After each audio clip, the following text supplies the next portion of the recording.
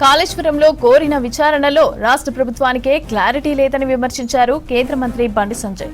కాళేశ్వరంలో సీబీఐ విచారణ కోరిందేంటని, జరిగిన కుంభకోణం ఎంత అని ప్రశ్నించారు.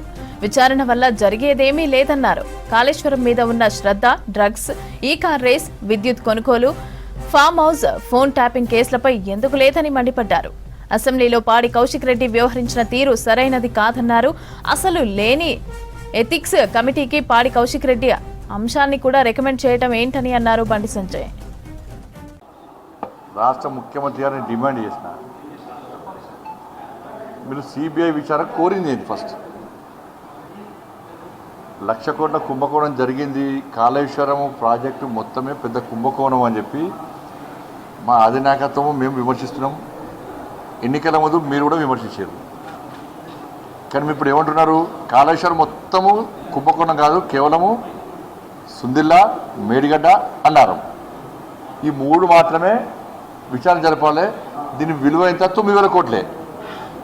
మీరు అడిగిన విచారణ అదే, కొండందలు ఎలకలు కూడా పట్టలే మీరు. దాని మీద ముఖ్యమంత్రి గారు మాట్లాడని చెప్పి మేము భారతీయ జనతా పార్టీ గతం చోటు డిమాండ్ చేస్తున్నది. బట్ ఇలా మా భుజం మీద పెట్టి మీరు కాల్చుంటే మేము అమాయకులం కాదు. నేను మళ్ళీ అంటున్నా, మీకు చేత కాదా? నీ పౌరుషం లేదా, రేషన్ లేదా, రోషన్ లేదా చెప్పు.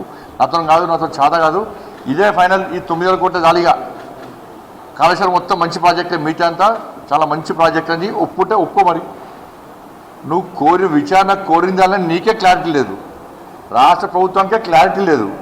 మీకు దేనికి ఉపయోగపడుతుందంటే కేంద్రాన్ని విమర్శించడానికి మాత్రమే ఉపయోగపడుతున్నది. కానీ అవినీతిని బయటపెట్టడానికి ఆ నివేదిక ఏం ఉపయోగపడతలేదు. వాళ్ళు తీసుకున్న రిపోర్ట్ కూడా. కానీ ప్రజలు అర్థం చేసుకోవాలి, ప్రజలు అందరూ అర్థం చేసుకుంటారు కూడా. కానీ ఈ ముఖ్యమంత్రి గారికి ఇప్పుడు బీఆర్ఎస్ పార్టీ, కాంగ్రెస్ పార్టీ ఒక్కటనే విషయం వాస్తవం. మీరు చూడండి, అసెంబ్లీ చూడండి, మైనింగ్ స్కామ్ జరిగింది అని బీఆర్ఎస్ అంటారు. అనగానే మరి 10 సంవత్సరాలు దిద్దామా అంటారు. ఇప్పుడు ఇంకో స్కామ్ అంటారు, మళ్ళీ 10 సంవత్సరాలు దిద్దామంటారు. అంటే మీరు 10 సంవత్సరాలు దోసుకున్నారు, మీరు 2 సంవత్సరాలు దోసుకుంటున్నాము. మీరు అడగద్దు, మేము అడగాం. ఇది క్లారిటీ.